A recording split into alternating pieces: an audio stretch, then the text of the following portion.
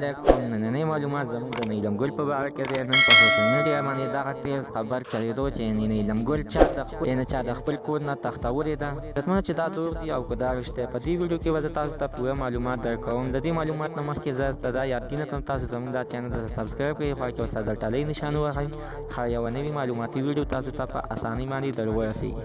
عزتمنو نن په فیسبوک په سوشل میډیا باندې دا خبره ډېره تیزه چلېده چې نیلم ګل اداکاره او ډانسره چا د خپل کور نه اغوا کړې ده، یعنې تښتولې ده.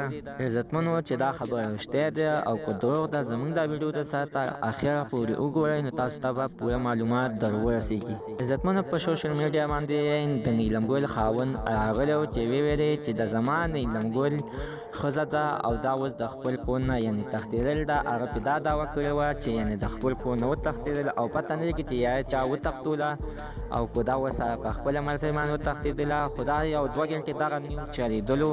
په دې خاوند ته یې یعنې دا پته نه وه چې ښځه یې تلې ده بازار ته، یا سودا کوي یا ځان ته څه اخلي یا یې دغه شانته څه کار و. ولې چې خاوند یې ډېر د غوسې نه په لوی ویډیو باندې راغلی او په سوشل میډیا باندې دا خبره ډېره تیزه وچلېده چې یعنې نیلم ګل زما د کور نه وتښتېدله. دا خبره یعنې ځکه وکړه چې د ده نه یعنې تپوس نه وکړی چې زه ځم بهر ته، یعنې زما څه کار دی.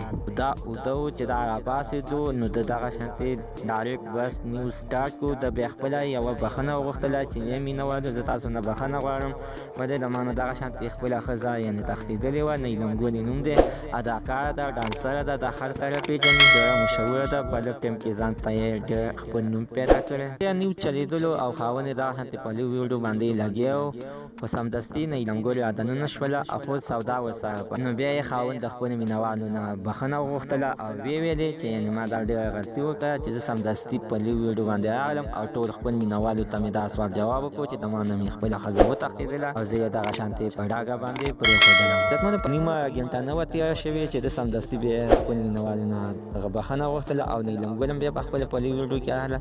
ویې ویلې چې ما خو ځکه د ده نه پوښتنه نه کوله چې دا خو اوده ما چې دا اوس د خوب زه راپاڅوم نو د ده خوب خرابېږي، ما یې راشه په منډه باندې یوه منډه بازار ته وکړه او ځان ته په منډه باندې ټولې سوداګانې هر څه پوره کړه او بیا واپس راشه. نو زه چې راځم نو زه خاوند به مې ویده وي او راپاڅې شوم. یعنې ما ته داسې پته وه چې دا به دغه شانتې بیا ما یعنې ښکار کړو خپل مینهوالو ته ووایي او ما به بیا شرموي. خو عزتمنو داسې څه خبره نشته چې نیلم ګل یعنې د خپل کور نه تښتېدل ده او یا یعنې چا تښتولې ده، په خپل کور کې ده او دغه شانتې خاوند یې سرتېزي وکړه او سمدستي په لوی ویډیو باندې راغلی او خلکو ته یې دغه خبرې وکړې. حتما زموږ نننۍ معلومات ته د دغسې کول دی چې زموږ دا معلومات تاسو خوښ شوي، حتما د ساده چینل سبسکرایب کړئ، خوا کې ورسره د ټلۍ نشان ووهئ، ښه یوه نوې معلوماتي ویډیو تاسو ته په اسانۍ باندې در ورسېږي.